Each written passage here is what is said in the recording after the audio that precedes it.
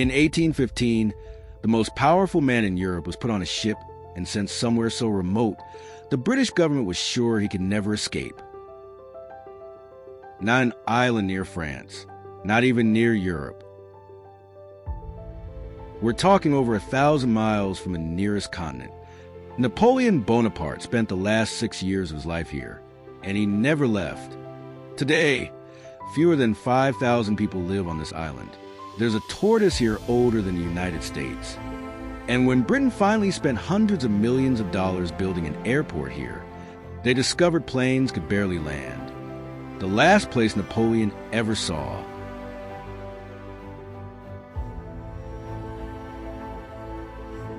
Before we get into it, if you're into stories like this, hit that subscribe button. Every week, I'm covering a new place, a new mystery, somewhere most people have never even heard of. All right, let's get into it. Saint Helena sits almost exactly in the middle of the South Atlantic, more than 1,200 miles from Africa, over 2,500 miles from South America. For most of human history, nobody lived here at all. The Portuguese found it completely empty back in 1502, and it's not hard to see why. The island is ringed by cliffs 200 to 300 meters high. There are maybe a handful of spots where a ship can even get close to shore, which is exactly why in 1815, the British government picked this place, out of literally every island on Earth, to lock up the one prisoner they were terrified of losing. Napoleon had already pulled off one escape from the island of Elba, just off the coast of Italy, close enough that he slipped right back to France and grabbed power again. Britain wasn't making that mistake twice. So this time, they picked somewhere that took over 2 months to even reach by ship. There will be no second escape. Napoleon landed in October 1815. He spent his first few weeks at a small house called the Briars, then got moved to a place called Longwood, where he'd live out the rest of his life.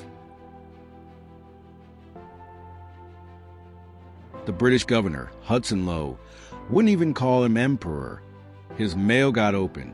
Visitors needed actual permission just to catch a glimpse of him. For 6 years, one of the most powerful men in modern history lived under constant watch.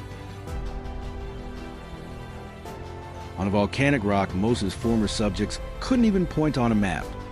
He died here in May of 1821. He was buried on the island, but his body didn't stay buried.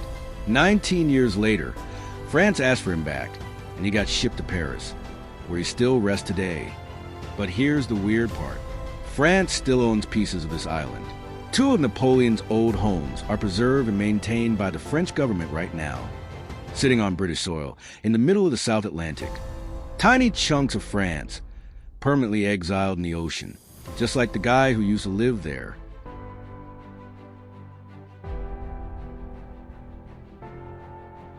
And Napoleon wasn't the only one stuck here. For almost 200 years after he died, there was exactly one way on or off this island. A boat. That's it. Right up until 2017. Getting here meant a 5-night voyage on the RMS Saint Helena, one of the last working Royal Mail ships on the planet. So in 2005, the British government finally signed off on something that sounded simple on paper. Build an airport. 6 years just to lock down the contracts. Years more to build. Final price tag, £285 million for an island with about 4,500 people on it. Then in 2016, the first test flight happened, and that's when everything went sideways. Turns out engineers had overlooked one massive problem. The island's cliffs create violent winds shear right where planes need to touch down. Think about that for a second. A commercial Boeing 737 needed 3 separate attempts just to land safely during a test flight at an airport that cost taxpayers nearly £300 million. British newspapers slapped a name on it that stuck instantly. The world's most useless airport. For over a year, this brand new, multi-$100 million airport just sat there. For a while, the thing built to finally end this island's isolation actually made it look even worse. That's roughly £60,000 per person living on the island. And for a year, they couldn't even use it. And if you're enjoying the story so far, subscribe. Every week, I cover another place that's stranger than fiction. Eventually, engineers found a workaround. Moved the landing point further down the runway. Used smaller planes. Capped the weight on every flight. By October 2017, a full year behind schedule, the first real scheduled flight finally touched down. 68 passengers. Once a week. Not the tourism boom Britain promised. But it worked. For the first time in the island's entire history, you didn't need 2 months or even 5 days to get here. Just one very bumpy flight out of Johannesburg. Today, about 4,400 people call this place home. They call themselves saints. And there's no such thing as a simple family story here. British settlers, enslaved and freed Africans, brought here centuries ago. Chinese laborers who showed up in the 1800s and just never left. A population built almost entirely out of people who got sent here, brought here, or stranded here by history. And somehow, they built one identity out of it anyway. But this is where the story gets weird. His name's Jonathan.